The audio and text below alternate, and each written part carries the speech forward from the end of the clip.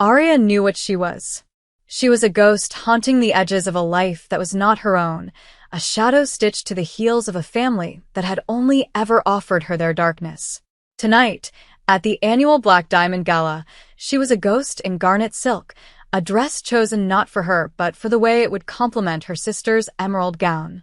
She stood beside a marble pillar, the cold stone a familiar comfort against her back, a solid thing in a world of shimmering, fragile cruelties. The air was thick with the scent of hothouse flowers and expensive perfume, a suffocating sweetness that clung to the back of her throat. Laughter, sharp and brittle as spun sugar, echoed from the crystal chandeliers that wept light onto the polished floor. She watched her adopted father, Mark, glad-handing his way through the city's elite, his smile a well-practiced currency. And she watched Clara, his biological daughter, his perfect jewel, bask in the attention like a cat in a sunbeam. Arya had learned 30 years ago, in the sterile quiet of an adoption agency, that she was a placeholder, a charitable act that had long since become a burden. The final confirmation had come a decade later, in a doctor's office that smelled of antiseptic and shattered hope. Barren. The word was a brand, an invisible mark that her family had somehow always seen, and they never let her forget it. "Oh, look," Clara's voice, a silken whip, cut through the din. She had cornered a small circle of socialites near Arya's pillar. "There's my dear sister. Always lurking in the corners. I suppose when you have nothing to contribute to the family legacy, you learn to make yourself small." The women tittered, their eyes flicking to Arya with a pity so sharp it was indistinguishable from contempt. "It's a tragedy, really. Such a beautiful vessel, completely empty." The words were meant to flay her open, and they did, but years of such cuts had taught Arya how to bleed internally. She kept her chin high, her gaze fixed on a point beyond them, a trick she'd mastered to keep the tears from forming. She did not know that from across the glittering expanse, a man was watching. He stood separate from the throng, a figure of stark stillness in a sea of motion. He was not watching the spectacle, he was watching her. He saw the subtle tremor in her hand, the rigid set of her spine, the way she absorbed the poison and stood taller. He saw the garnet silk clinging to a form that radiated a strength no one else in the room seemed to notice. Kenjiro, Oyabun of the Ryujin clan, did not see an empty vessel. He saw a fortress under siege, holding its ground with a dignity that shamed every diamond in the room. And in that moment, a decision, cold and absolute as the steel of a katana, settled in his soul. Mark approached him then, his posture a nauseating blend of arrogance and subservience. "Mr. Tanaka," he began, his voice slick with ambition. "A pleasure. A true pleasure. I trust the evening is to your satisfaction." Kenjiro's eyes, dark and fathomless as a winter ocean, did not leave Arya. He gave a barely perceptible nod, a gesture so economical it was almost an insult. Mark, oblivious, forged ahead, his desperation a foul cologne. "As we discussed, the alliance between our enterprises requires a more personal bond. A symbol of our shared future." He gestured grandly toward Clara, who glided to his side, her smile a predatory gleam. "My daughter, Clara, a graduate of Vassar, fluent in 3 languages and the future of my legacy. She will make a fine wife, a worthy mother to your heirs." The word heirs was a poisoned dart aimed across the room at Arya. Kenjiro's gaze finally shifted, moving from Arya to the father and daughter preening before him. The silence he commanded was a living thing, a pressure that made the very air feel heavy. He looked at Clara, his eyes sweeping over her with an unnerving lack of interest, as if appraising livestock that had failed to meet the most basic standards. Clara's perfect smile faltered, a tiny crack in her flawless facade. Mark's own confidence began to drain from his face, replaced by a sheen of sweat on his upper lip. "She is not what I require," Kenjiro said. His voice was not loud, but it possessed a terrifying resonance, a low thrum that cut through the ballroom's noise and seemed to vibrate directly in Mark's bones. Mark stammered, Not what you require. But she's perfect. She can give you." Kenjiro raised a single, gloved hand, and the word died in Mark's throat. His dark eyes moved back across the room, a magnetic pull, and settled once more on the silent figure by the pillar. He lifted his chin, a gesture of command, his focus so intense it felt like a physical touch. The golden thread of his attention crossed the chasm of glittering bodies and wrapped itself around Arya. Her, he stated, the single word in edict, a final judgment from which there was no appeal. The agreement stands. But I will take her. Mark's face contorted in a mask of disbelief, then horror, then a dawning, greedy realization. He looked at Arya, his discarded daughter, his barren burden, and then back at the most powerful man in the room. The deal was the deal. The instrument of it, he was quickly learning, was not his to choose. The world tilted on its axis. For a dizzying moment, Arya thought she had misheard, that the ambient noise had twisted his words into a cruel joke. But then the crowd began to shift. It was not a sudden movement, but a slow, inexorable parting, like water yielding to the prow of a great ship. Kenjiro moved through the space he had created, his steps deliberate and soundless on the marble floor. Every eye in the room followed him, a constellation of shocked and curious gazes all pointing to one destination, her. Her pillar was no longer a refuge, it was a stage. The air grew thin, and her heart hammered against her ribs, a frantic bird trapped in a cage of bone. He stopped before her, close enough that she could feel the heat radiating from his body, close enough that she had to tilt her head back to meet his eyes. Up close, he was overwhelming. He was taller than she'd realized, with a stillness that was more intimidating than any overt display of power. He wore a bespoke suit of charcoal silk, so dark it seemed to drink the light, the only adornment a silver dragon coiled on his lapel, its ruby eye glittering like a drop of blood.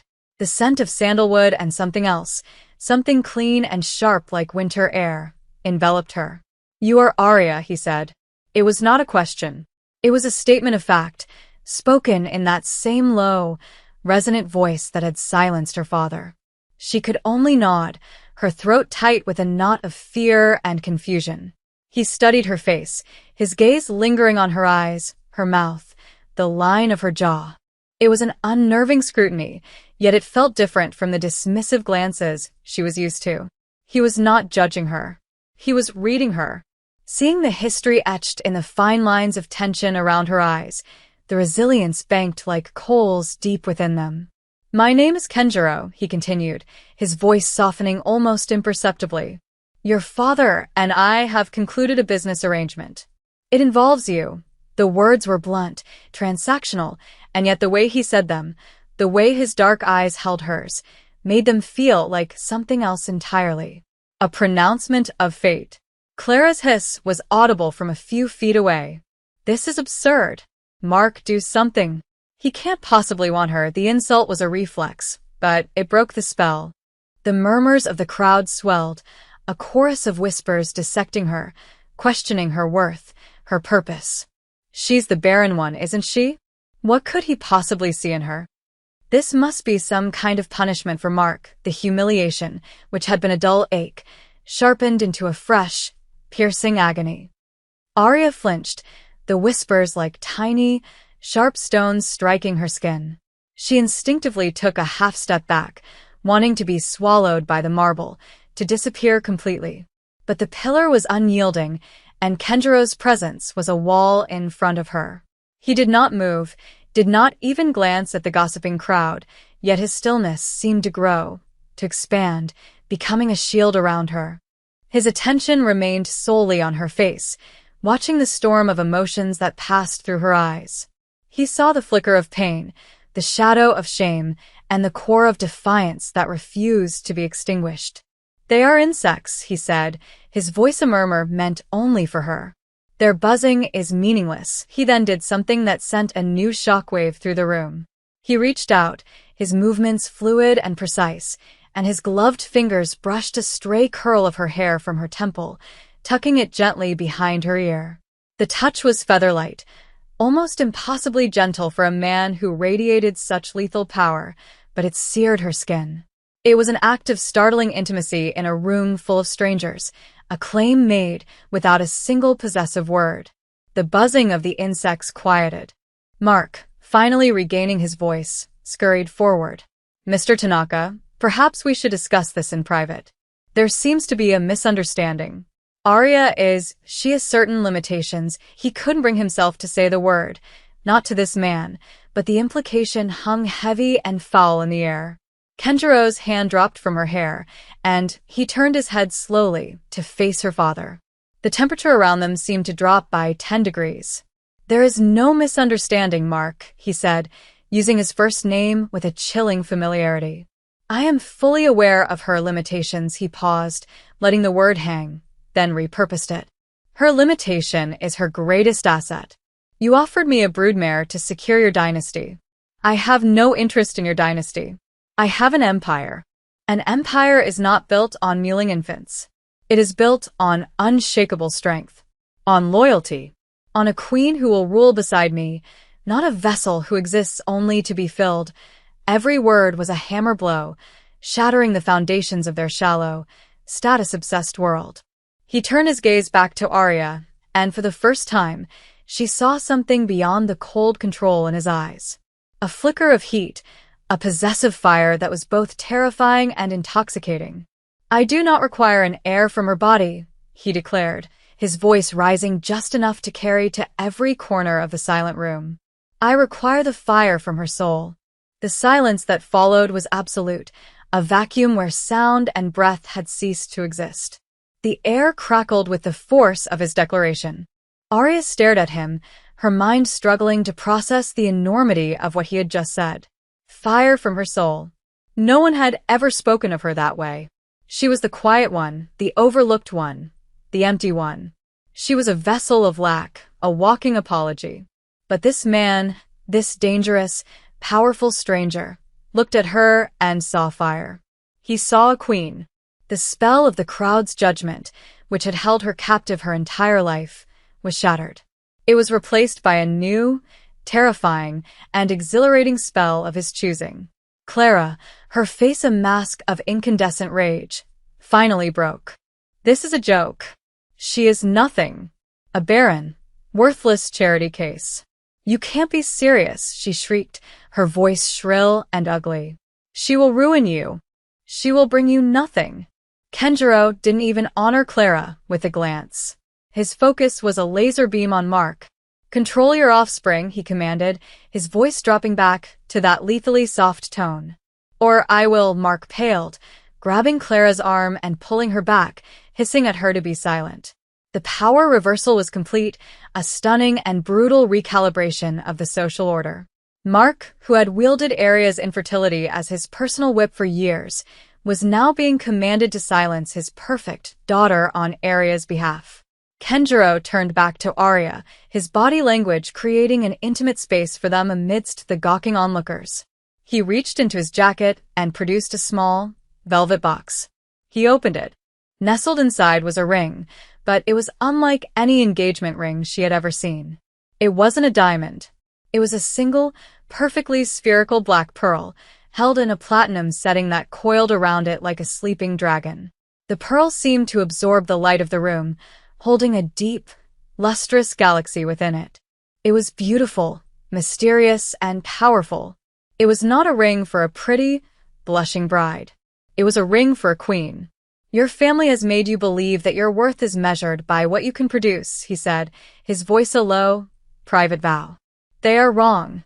Your worth is in what you are. In what you have survived. He took her left hand. His touch was firm, grounding. Her fingers trembled as he slid the ring onto her finger. It was a perfect fit, cool and heavy. A brand of a different sort. A coronation. As the ring settled into place, he looked up, his eyes meeting hers, and he sealed his promise. From this moment, you are under my protection. Any who insult you, insult me. Any who harm you, will answer to the Ryujin clan. You are no longer their shadow. You are my empress. He kept her hand in his thumb stroking gently over the cool surface of the pearl.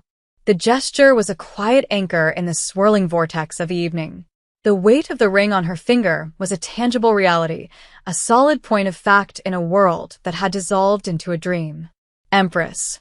The word echoed in the silent chambers of her heart, a foreign and impossible title. Yet, looking into the fathomless depths of his eyes, she felt a flicker of something she had long thought extinguished, a sense of belonging, a sense of worth that was not conditional. "Why?" she whispered, the sound barely audible. It was the only question that mattered, the one that screamed through her mind louder than the shocked gasps of the onlookers. "Why me?" He led her away from the pillar, away from the stunned, staring faces of her former family. The crowd parted for them as if by royal decree, their path to the grand terrace doors suddenly clear. The cool night air was a relief against her heated skin. They stepped out onto a vast, moonlit balcony, overlooking a labyrinthine garden. The noise of the gala faded to a muted hum, replaced by the gentle chirping of crickets and the scent of night-blooming jasmine. He finally released her hand but remained close, his presence a warm, solid shield at her side. He leaned against the stone balustrade, looking not at the garden, but at her. "Because I've spent my life surrounded by people who want something from me," he began, his voice losing its hard, public edge, becoming something more intimate, more reflective. "They want power, money, protection. They offer me heirs and alliances, daughters and sons. They offer me things that can be cultivated, grown, and eventually, that can betray. They see me as a means to an end." He paused, his gaze intense. "When I looked at you tonight, while they threw their worthless words at you, I saw the one thing in that entire room that was not for sale. I saw a woman who has been tested by fire and was not consumed. They called you empty, but I saw a soul that was self-contained. You do not need a child to feel whole. You do not need a man's approval to have value. You have a strength they cannot comprehend because it was forged in the silence they forced upon you. That," he said, his voice dropping to a near whisper, "is a rare and precious thing. It is a strength I can trust. It is the only strength worthy of a throne." A single tear, hot and heavy, escaped and traced a path down her cheek. It was not a tear of sadness, but of a profound, earth-shattering release. For the first time, someone had not looked at her and seen a flaw. He had looked at her and seen her soul. She lifted a hand to her cheek, surprised by the wetness there. She hadn't cried in front of anyone in years.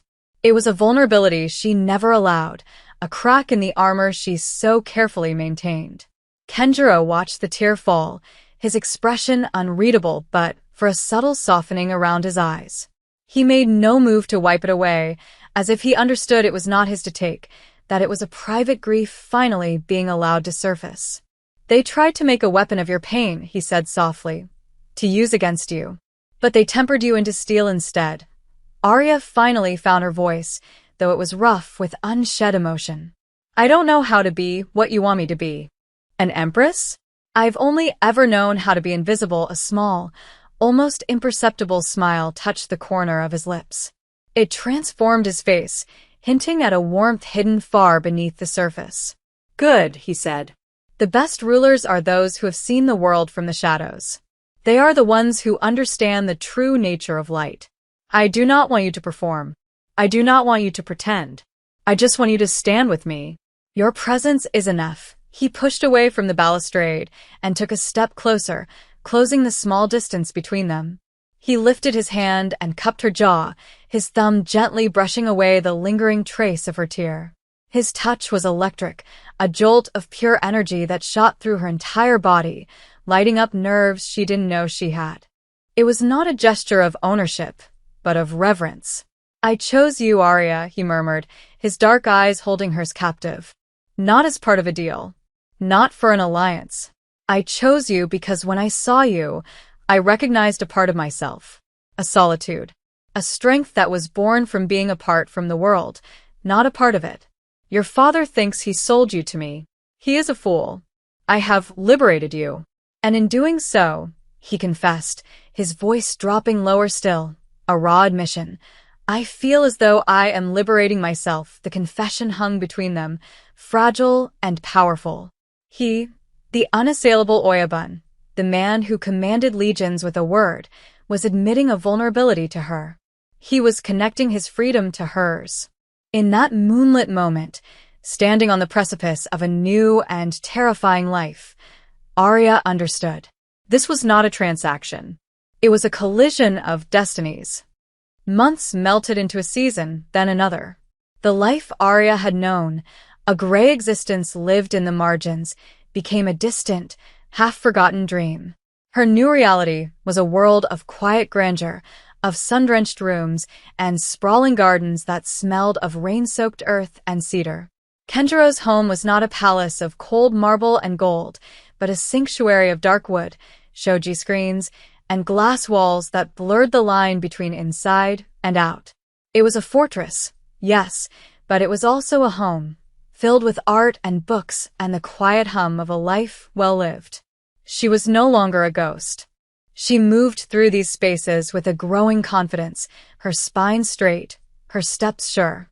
The garnet silk of the gala had been replaced by clothes of her own choosing, elegant, simple fabrics in deep, rich colors that made her feel grounded, seen.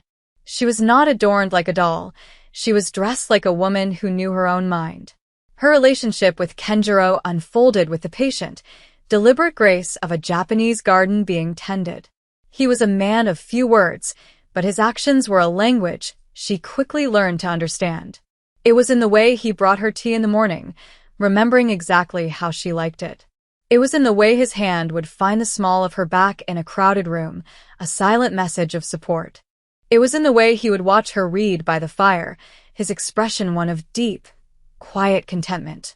He never demanded anything of her, never pushed her to be anything other than who she was. He simply made space for her, a vast and protected space where she could finally, for the first time in her life, unfurl.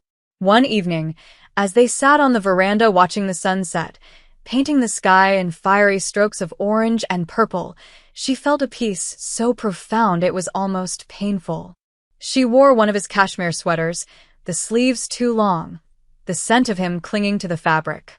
He was beside her, a warm, solid presence. "I saw my father today," she said quietly, breaking the comfortable silence. "He was on the news. His company is failing." Kenjiro didn't reply immediately, simply continuing to watch the sky. "I know," he said after a moment. "I withdrew my support a month ago." Arya turned to look at him, her heart giving a small, complicated flutter. "You did that for me?" He finally turned his head, his dark eyes meeting hers in the fading light. "I did that because a man who treats his own blood as a commodity is not a man worth doing business with." It was a simple matter of honor, but she saw the truth in his eyes. It was for her. It was his own quiet, devastating form of justice. There were still moments, of course, when the ghost of her past would whisper at the edges of her consciousness. A stray comment from a society page, a flicker of pity in a stranger's eyes, reminders of the woman she used to be, the label she used to wear. But now, those whispers were easily silenced. They were drowned out by the steady, reassuring presence of the man beside her. One afternoon, Kenjiro found her in the library, a vast, two-story room lined with books from floor to ceiling. She was standing before a large window, looking out at the rain, a pensive expression on her face. He came to stand behind her, his arms wrapping around her waist, pulling her back against his chest. He rested his chin on her shoulder, his warmth seeping into her. "What troubles you, my queen?" he murmured into her hair. She sighed, leaning into his embrace. "I was just thinking about how strange it all is. How my entire life was defined by something I lacked. And now, it doesn't matter. It feels like it never mattered at all." "It never did," he confirmed, his voice a low rumble against her back. "It was a cage they built for you. They were so busy staring at the lock, they never realized you had wings the entire time." She smiled, a genuine, radiant smile that reached her eyes. She turned in his arms to face him, looping her own around his neck. The black pearl on her finger was a cool, constant weight, a reminder of the night everything changed. "You know," she said, a playful light entering her gaze, "for a big, scary Yakuza boss, you're awfully poetic, a rare, true laugh escaped him, a deep, warm sound that made her heart soar. "It is a little-known requirement of the job," he teased, his eyes crinkling at the corners. "That, and an appreciation for a woman who can silence a room without saying a word." He leaned down, his forehead resting against hers. "I am a better man with you, Arya. You are the quiet in my storm." It was the closest he had ever come to a declaration of love, and it was more potent than any flowery sonnet. It was a statement of fact, an acknowledgement of the fundamental way she had reshaped his world, just as he had reshaped hers. The insults of her past, the pronouncements of her worthlessness, were finally just echoes from a distant country, spoken in a language she no longer understood. Here, in his arms, she was fluent in a new language, one of love, acceptance, and a strength she had always possessed, but had needed him to help her see.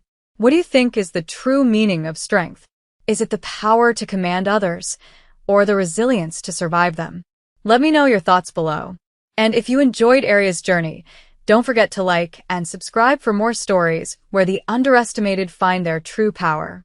Their life settled into a rhythm of profound, shared solitude. They were two self-contained worlds that had chosen to orbit one another, their gravity a force of mutual respect and deepening affection. The wider world, with its demands and its dangers, still existed. Kenjiro still ran his empire with a hand of quiet iron, and the name Ryujin still commanded fear and respect in equal measure. But when he returned to the sanctuary of their home, he left that world at the gate. With Arya, he was simply Kenjiro, a man who enjoyed the silence, who found solace in the meticulous art of bonsai, and who loved the way his wife's laughter could fill a room. Mark and Clara had faded from their lives entirely. After his business collapsed under the weight of his own hubris and the silent, surgical withdrawal of Kenjiro's influence, Mark had been forced to sell their family home and retreat into a life of obscurity. Clara, stripped of her wealth and social standing, had vanished from the society pages, her glitter turning to dust. Arya felt no triumph in their downfall, only a quiet, detached sense of closure. Their power over her had been an illusion, built on a foundation of lies she had been forced to believe. Once that foundation was removed, their entire structure had crumbled into nothing. One crisp autumn evening, Kenjiro led her into a part of the estate she had never seen before. A traditional dojo, its wooden floors polished to a mirror shine, the air smelling of clean wood and discipline. Racks of katanas lined one wall, their blades sheathed, but their presence a potent reminder of his world. He slid open a screen to reveal a small, private room. In the center, on a simple wooden stand, rested a single, magnificent sword. Its scabbard was lacquered in a deep, glossy black, inlaid with a mother-of-pearl dragon. "This is the Ryujin Maru," he said, his voice filled with a rare reverence. "The soul of my clan. It has been passed down for generations, from one Oyabun to the next." He looked at her, his expression serious. "It is tradition for the Oyabun's wife to be its keeper, to guard it. It is a symbol that she is the heart of the clan, the protector of its soul, while her husband is its sword." He drew the blade a few inches from the scabbard.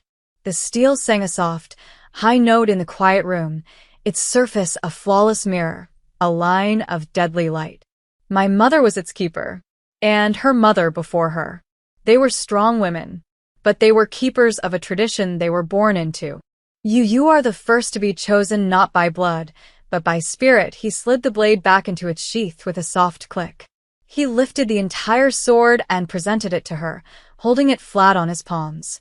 "I am entrusting you with my soul, Arya." Tears welled in her eyes as she reached out and took the katana from him. It was heavy, a profound weight in her hands. The weight of his trust, his history, his heart. It was the ultimate validation, a final, sacred testament to the queen he saw in her. She was no longer the empty vessel. She was the keeper of the dragon's soul.